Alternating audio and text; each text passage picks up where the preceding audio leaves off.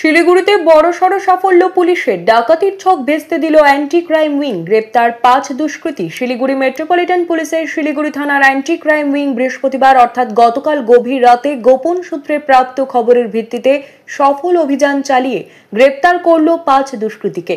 Police সূত্রে খবর, ধৃতরা শিলিগুড়ি শহরের ফুলেশ্বরী মোড় রেলগেট সংলগ্ন এলাকায় একটি বড়সড় অপরাধমূলক কাজ, সম্ভবত ডাকাতির ছক কষছিল।